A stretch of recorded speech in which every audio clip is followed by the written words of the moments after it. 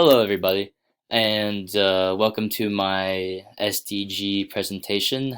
This is my fourth presentation, and today I am going to be talking about gender equality and how it relates in Japan. And this is, of course, Jacob Diamond.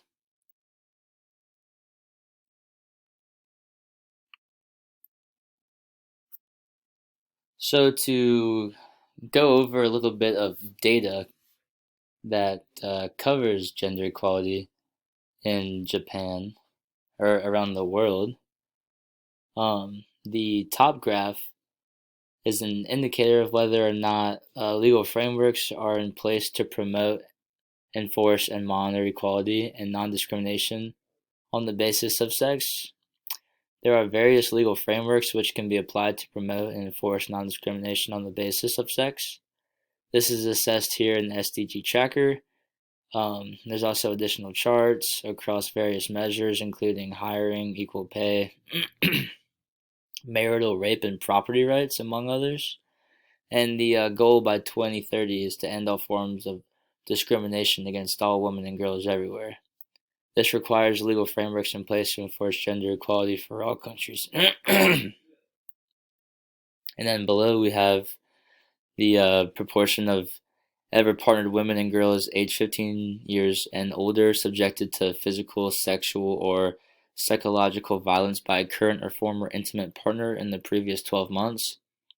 By form of violence and by age. This is measured here as the share of women aged 15 years or older who experienced physical or sexual violence from any partner in the last year. And similar goal is to end all forms of violence against all women and girls by 2030.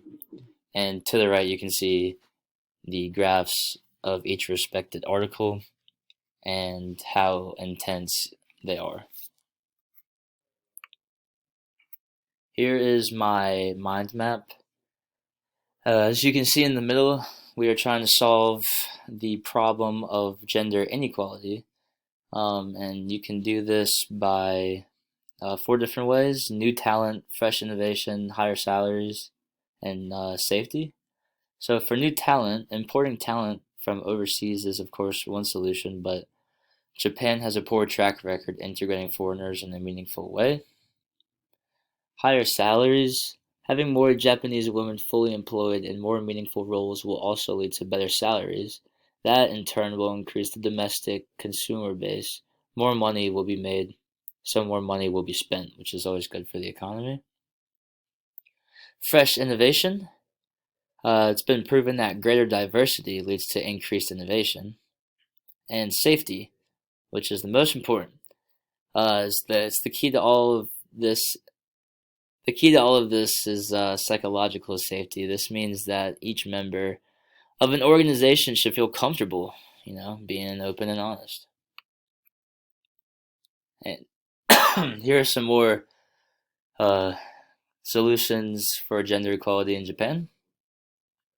Last month, Japan enacted a new law to promote the active engagement of women in society.